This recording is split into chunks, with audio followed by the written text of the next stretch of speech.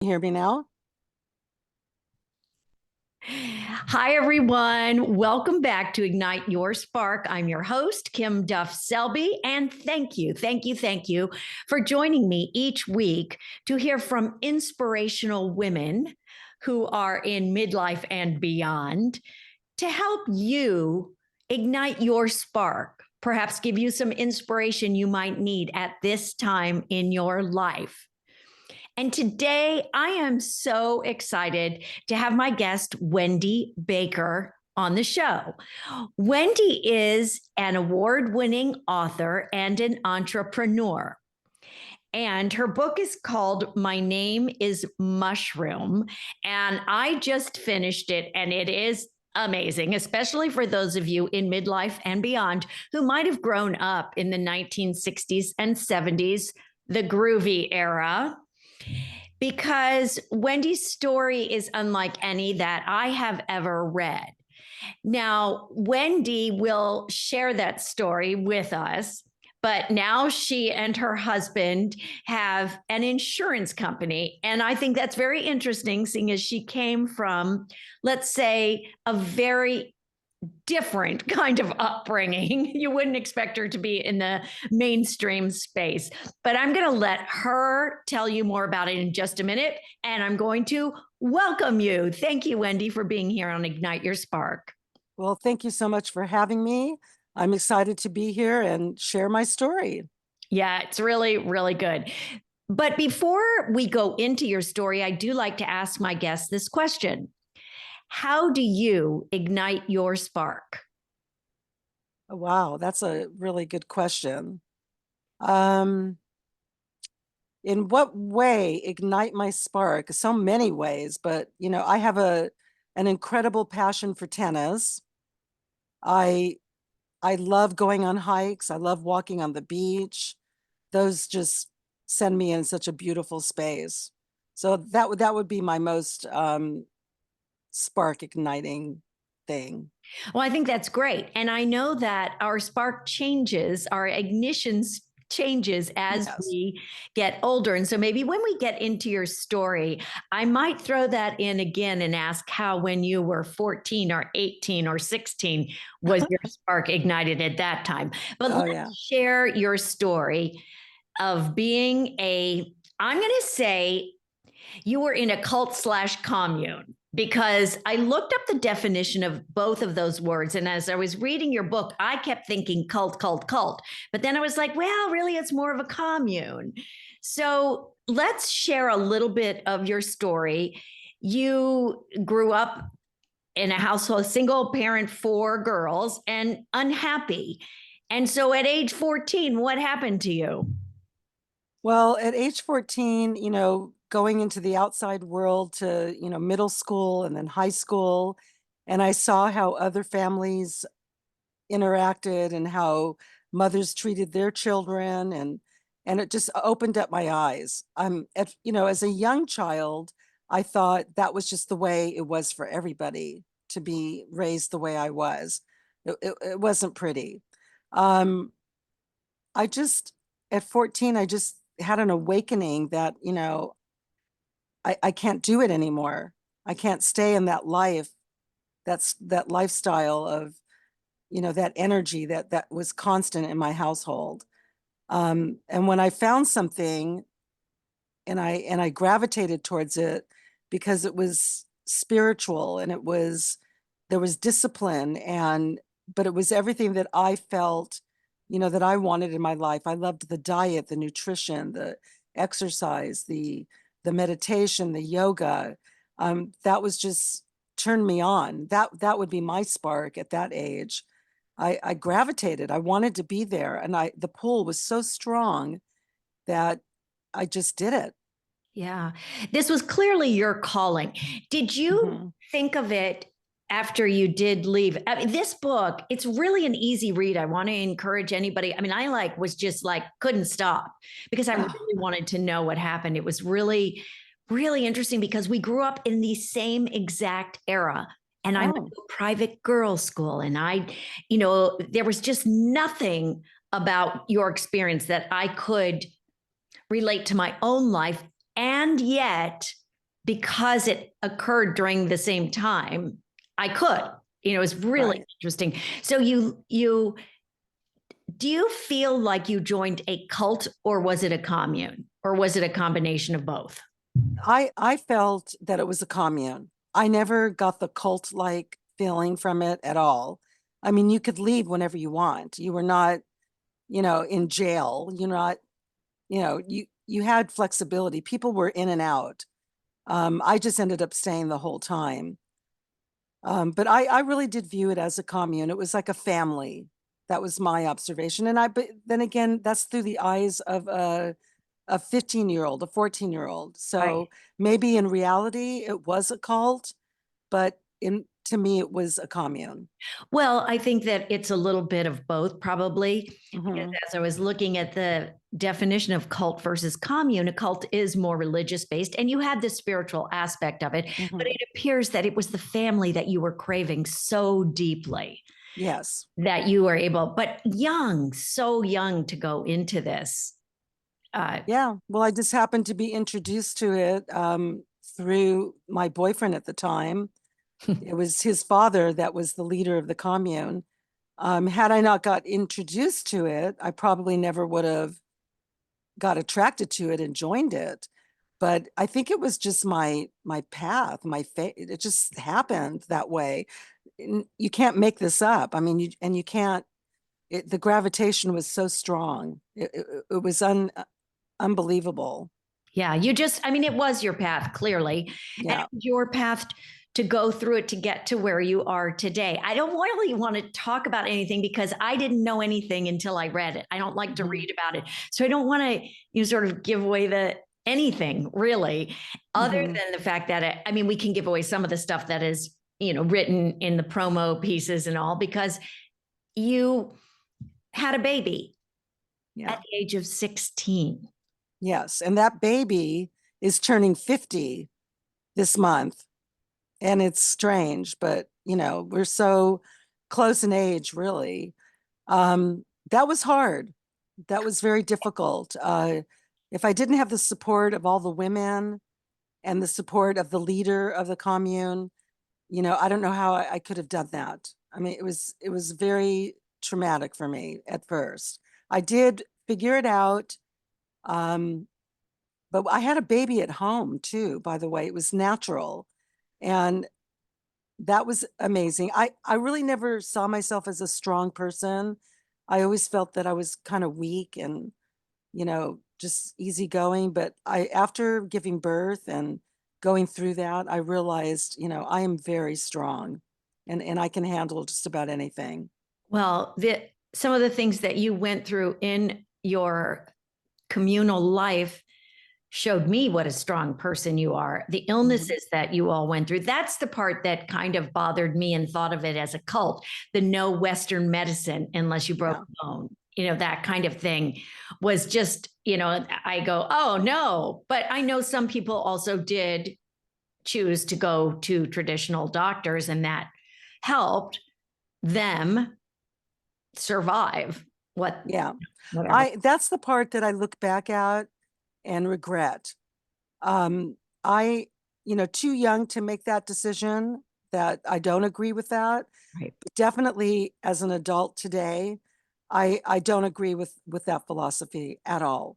There's just too many things that I would not have agreed with even at 25. I Right. would not have agreed with that. But at my age, I was kind of vulnerable and I did what I was supposed to do and tried to believe it as well, but it was wrong in my opinion. That was the culty part of it. And I myself went through a dramatic medical issue that's in the book, Mhm. um, that I probably should have sought out medical help and I didn't, but I luckily survived it, but that was so challenging, so difficult. Oh, I could feel it today. I can't even imagine. I was trying to put my, self in your place, as we Mhm. do when we read books, and it was devastating. But of course, it's not surprising that you would follow along, that we as young teenagers basically did what our parents told us to. So this was your family. So Right. that was your doctrine. That's what you believed. I know Christian Scientists, people who are raised in that arena, they don't believe, or they didn't, or I don't want to get this wrong, but in doctors, my family believed you got sick, you went to a doctor. But my family was also very spiritual. So we also believed, in the power of spirit to help us heal. Yeah. So I grew up as a spiritualist. And I think it's interesting that you said that father, Jim Baker, and not the Jim Baker that, it's the same name as the Tammy Faye and Jim Baker, different name, different spelling, but that he would read the Akashic records, that he would channel. And a lot of my guests, we go into the woo space here. So that is not going to be surprising for some people, but I think it's interesting that he brought in that very spiritual element. And it seems like you and many of the others received some wonderful training through him. And I think the way you ate, the nutrition and exercise is all great. Not the cold showers all the time. Yeah. But you were ahead of the game with the cold plunges. Right. Isn't that interesting that today a lot of our practices are being used in everyday life for healthy living? Yeah. So a lot of it was good. Now, the spiritual part of that, the Akashic records, he had that gift. Some people just have the gift of channeling into the Akashic records, and they can tune into the outside world. And he had that gift. Now, it skipped a generation, and his granddaughter, my daughter, she is a medium. Yeah. And she has the same gift, even more powerful than his. So I am completely a believer in, people that have that. And it's because my daughter does that for a living. Oh, I She love reads the Akashic records, she teaches it, and she's like a split image of Jim Baker or Father or Yehovah. He had many names, but yeah. There was a little spoiler alert in there of who your daughter is. Yes. Honestly, I did not know until the end of the book, who you married. But it's not the daughter that I had that was born into the Oh, I know, family. but Right. that's what I'm saying. It was still who you married. Oh, I'm sorry. You're right. Hey, we won't go into it any further. It's just so Okay. good. I really like mysteries, and I felt like your book, not that it was a mystery, but it's always nice to have things unveiled to you. Right. No, I agree. But I also, interestingly enough, read, because I, read through the whole book and the afterword and everything, that you did not tell your children this story. Now, your eldest, Jamie is her name now, right? Correct. And it was Correct. Stardust? No, Correct. yeah. You're right. I love that name, Stardust. Ooh. I do too. Change it to Jamie, or did you? I mean, I love the name, but she changed it to Jamie. She was Stardust up until the 8th grade. And when she went into high school, she was like, Mom, I just don't feel comfortable telling people my name's Stardust, because she was, pretty conservative, rule follower, just, an outstanding student, athlete.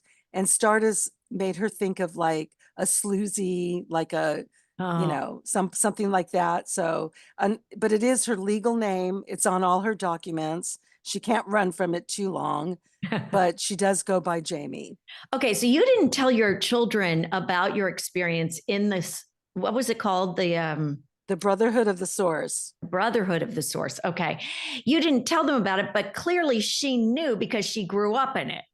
Or did she not remember? She knew that who her father was, the biological father. Is not, just so everyone knows, is not the person with whom you are correct. Have been married for 44 years, someone else. But okay, continue. Sorry. So she knew that was that, and she knew, that she was born in a religious group. But that's really it. I mean, there is no way that I was going to tell my kids all the things that I did, because that's not the life I wanted them to lead. And I didn't want them to use that, and say, well, you did this, Mom. Right. You ran away from home. You hitchhiked all over the place. You didn't go to finish. You didn't, go to school. I mean, I brought my children up pretty conservative. I was very strict. And they went to school, they went to college, they graduated, they have careers. They led a pretty normal life compared to what I did. And then when I was ready, when they were old enough, and I asked them, I never told them that everything, but I said, I'm going to write a book about that time period of my life. And, how do you feel about that? And of course, they didn't even know what it was. And they were like, yeah, go ahead, Mom. That's great. We're proud of you. So I wrote the book. And then before I published it and before it went out into the world, I asked them to read it. Well, that that each there, I have 3 children and they all reacted completely differently. Hmm. Like, yeah, it was What are the life changing. ages now? We know So one now, so 50. Jamie is going to be 50, May 26. Amber is 45 and Brian is 38. So this book just got published, didn't it? Well, it'll be 2 years old in July. Okay, so they were only 2 years younger Yes. when they found this out. Yes. And also another factor, I wanted to wait for my mom to pass away Right. because, my mom, even though she wasn't great, she became great. Yeah. It's just, I don't know how to explain it, but we were best friends. Well, you describe it beautifully in the book. Yeah, that's my favorite chapter is chapter 13 is the forgiveness chapter because I wanted to forgive her. I just didn't want to carry that negative energy into my being. I Which wanted to move forward. awesome. I mean, that's so important for everyone. We all need to learn to forgive. And yours was a big one to forgive. Yes, and believe you me, it took years to forgive her. This was not a quick forgiving. Um, I had to grow up. I had to kind of dig deep, deep down inside and go to that place, of just let it go, like maybe that childhood, I needed it. Maybe that was part of my spiritual journey. Like, don't analyze it so much. Like, just get over it. Yeah. And I'm sure you're right about all of those things. And well, there's so many things. You were on the lam, you were on the run, you were a Oh, fugitive. that was not, I was just talking to my husband about that. That was hard. That Yeah. was really hard to be running from the law, because I'm not like that. I follow rules. I guess the joke is I follow rules, but I don't, Yeah. because Okay. obviously look what I did. Yeah, but I think that's really what makes you a really unique and wonderful human being because who wants to follow the rules all the time? I mean, that's Well, a thank boring God. person. Mhm. Really, we are more well rounded when we break a rule here or there, although I was pretty much a goody two shoes. So, I mean, I did a few rule breaking things, which we won't chat about, but not like yours. Not like yours. Yeah, I yeah, just really want people to read it because it's just a very powerful story about resilience and how you were able as this young girl to overcome and go through so many challenges to bring you to where you are today. yeah. But back to your kids for just a moment.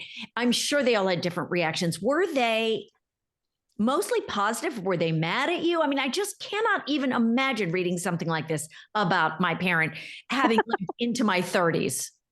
Well, none of them were mad at me, that's for sure. I mean, we have an incredible relationship. My kids are my life. They're everything to me, and they know that. And I think they trust me. Yeah. But the reactions were more like, my oldest daughter, she's like, "Oh, Mom, I can't believe what you went through. I'm so sorry." Mm. Like, that's just so incredible because she has such a different life. And so she just felt really bad, about everything. So I assured her that, it's all good. It worked out. Don't feel bad. It's fine. The middle one, she was like, "Mom, that was amazing." She thought that was just an incredible spiritual journey. Of course, she took it to that level because she's a medium and so she sees beyond. But she was just totally enthralled. She read it in, I think, in a day and a half. I mean, she could not put it down. And then my son, of course, he's a whole different character. He was, "Mom, you hitchhiked and you wouldn't even let me be out past 10 o'clock and you made me go to school and I hated school and you made me graduate college. I just can't believe you did that." and you didn't even do that, he just, he was a character, but at the same time, very supportive. That The kids, I think the kids are in awe of me, to be honest. I think I became a cool mom after not being one ever. right, because you were so strict. I was so strict. I mean, it's really, really great. Do you have what is your goal in sharing this story with the world at this time? That's a really good question because that's the whole center and focus of why I even did this. So here's my thing. So many people go through some traumatic experiences in their life, like, rape, incest, having babies young. And I don't want everyone to think that they have to fall into a statistic of like, because you had a baby at 16, statistically, you will not succeed, because that's what they say. If you listen to any psychiatrist, psychologist, or any professor, like that is a statistic. I don't want anyone to fall into that. Like, you could go through something so heavy in your life and you can make a decision to be who you want to be and not let that affect you forever. Mhm. And so that's why I wrote the book. Like, get your power, use your power, and don't let other people tell you what you can and what you can't do.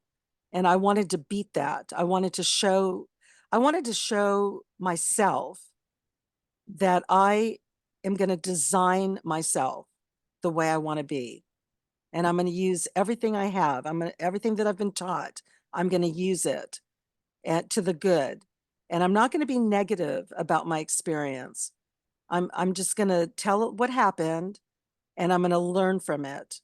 So failure, this is my best quote that I could possibly give to anybody. Failure is not failure. It's a learning experience. So that's my message. That's my goal. And Yeah. that's what I want. Did you always know you were going to write about it someday, or was it something that came to you much later? I definitely never knew I was going to write a book about this. There's no way that was even in my thought process. It was my husband. I would only tell him the story about my life and what I went through because he was so loving and supportive and so interested.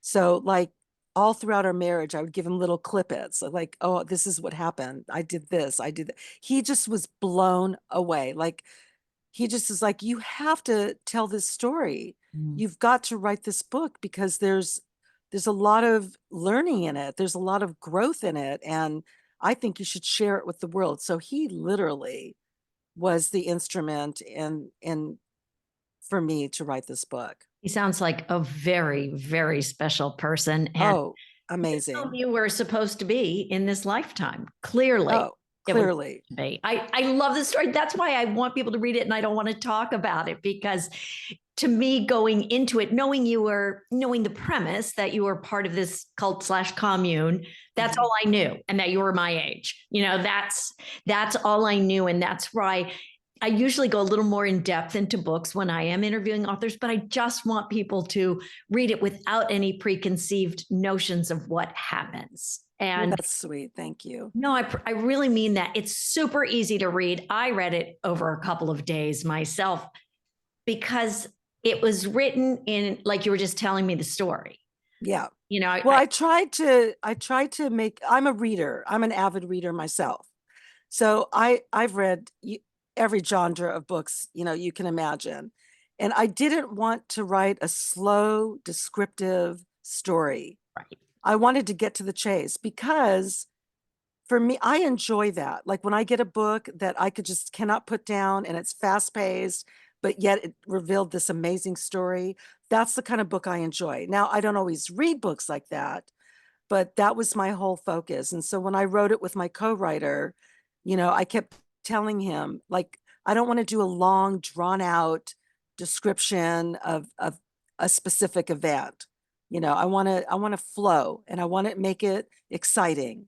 So basically that's how we, started the process. Yeah, it was great because you could have gone into so much more Yes. detail and could have been really flowery. And I Yeah. am glad you didn't. I mean, I I love those kind of books though too. I really Me love too. descriptions and deep going into the depth of it. But because I think this was an autobiography, basically, Hmm. I wanted to get to the meat. I needed to know who you ended up with. I needed to know what happened to Stardust. I needed to know, and I appreciate that it was short and easy to read. So I really recommend this. Okay, And thank you. let's see.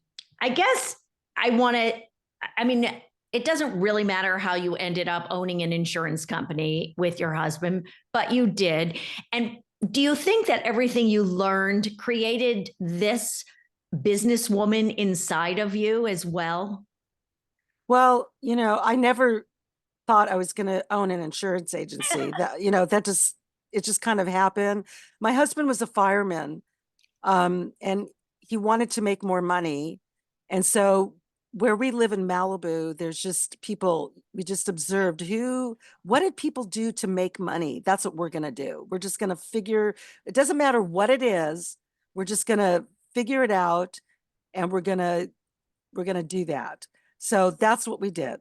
So I had a business before that. I've always owned my own business. I don't really like working for people. Not I a like being the surprise. owner, the boss. So we sold all of our little businesses and we just opened up our insurance agency. And that that was just another learning experience. I mean, we had to educate ourselves. We had to get fully licensed, and it was a process, but it makes money and it allowed us to do the things that we really want to do, which is travel, be able to raise our children, give them what they need, live in Malibu. Yeah. So it really was just a stepping stone. That's really all I could say. Yeah, but see, what's cool to me and what I really encourage people to do is step outside their comfort zone, try something new, always keep Mm, learning. That keeps us young and vital. You have never stopped learning. You have correct. had to be self taught. So when you wanted to do something, you did it. Hmm. And so it's insurance and you knew nothing about it and you learned it. I didn't know how to podcast. I did it. Well, I didn't Right. know how to do it, but I didn't know how to edit. And I did that. So I feel like that yours is such a great example for those people out there that I'm trying to reach, that you are never too old, that you could Right. always overcome life circumstances. You are such a great example of that. And Yeah, I really believe I think it's also a characteristic that I've had my whole life, that I don't look at like, oh, how am I going to do this? Do I have to take this class, that class? I just dive in. yeah, I'm just saying, this is where I'm going, this is my direction. I just dive right in and figure it out as I go along. And insurance is it's technical, it's difficult. There's so much to it. It's a constant learning process with the industry and everything, but it sure has been good to us, and I'm grateful for it. but it's your attitude too. You know, Yeah, so what that you chose something that's going to make money? I love the fact that you're upfront about it. Hey, listen, we want to make some money and this is what yeah, we're going to do. Boom, boom, boom. And a yeah. lot of people, especially in the spiritual space, would be go, no, I'm not, that's just not the right thing. But I love how you just embrace everything. And I think that Yeah. is such a great testament to your life and as an example that you have been to your children. Oh, I mean, I want to talk about the book and tell people about it, but I don't because I want them to read it because. Well, I appreciate that. I mean, it's good read, and I've only had it. I self-published it Oh, of because on top of that, my husband and I started our own publishing company. course. Of course, right. So he wrote two books, and then I wrote this one. And so I'm marketing it myself with the help of my assistants. And for a non-self for a self-published book that's on Amazon, it's become a bestseller in its first 8 weeks. And I've sold over 2,000 copies, just the book. I don't know how many audio or Kindle, a lot, A lot. but that's pretty good for somebody that's not tied in with like a publisher. Right. And also, they're making a movie about my book. Did you know that? No. Yeah. So a director read my book. He found it on a coffee table of a friend's house in Pacific Palisades. And, you know, he called me up and he just said, your story is so amazing. Can we do a movie? And so I said, yeah, let's do a movie. So they're writing the script right now.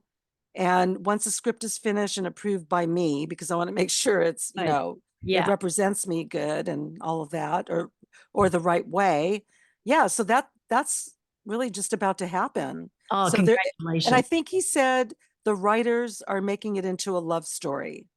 Well, I think So, it is a love story. Okay. yeah. In my mind, when you started saying that, I'm like, oh, yeah, definitely, because it Yeah. is a love story. Say no more. I'm Okay. very excited for you. I think Yeah. that's wonderful. And I thank you so much for your time here Oh today. my God. Thank you for having me, and very uplifting conversation. And I loved, what we talked about. And I appreciate that you wanted to interview me. I'm grateful for those interviews. Well, the story spoke to me, in ways that I think of, if my life hadn't been thus, could it have been thus? Because I was Yeah. adopted. Could I have been adopted? Oh, interesting. Yeah. And I found that out when I was 22. My story. Oh, wow. Yeah. So had I been adopted into a different situation, mine was very loving, giving, nurturing, the best of everything. Had I been adopted somewhere else, I could have been in your situation. So Wow. it's, I loved it. I loved it. And I really hope people will go. And I guess you can find it anywhere. My name is Mushroom on Amazon, or It's they, my name. My name was my name Mushroom, was because I Mushroom. don't go by it anymore. I know that. Just one of your names in Yes, true. family. True. And you have a Here's website. here's the book Oh yeah, right share that here. too, because I don't have. I bought the Kindle. Oh, so this is the book. Can you see it? Yeah, my name Yeah. was Mushroom. Yeah. It's so good. It's so good. Yeah. When all they have to do is go on Amazon and type in Wendy Baker, and it pops up pretty quickly. Well, I'll put And your it's in bookstores too. Oh, awesome. I'll put your Yeah. website in the show notes as well. So people Okay. can just click right there. All right. Okay, great. Thank you again, Wendy. Your story is wonderful. And I know that even though we skirted around it, hopefully those who listened will be inspired and know that even through very challenging circumstances, and Wendy's were very challenging, you too can come out on the other side. And I love that that's your purpose as well. And then, Thank you. Thanks for having me. oh, my pleasure. Thank you all for tuning in again. If you love this episode, please share it with someone you know who is in midlife and beyond and could use a little inspiration. And if you feel so motivated, I would love a 5-star rating like you would give your Uber driver. That'd be awesome. Maybe comment and subscribe, share these episodes, because my goal is to provide inspiration for all of you out there. We all need it at some point, and we all need your light. So go out, shine your light, and I'll see you next time.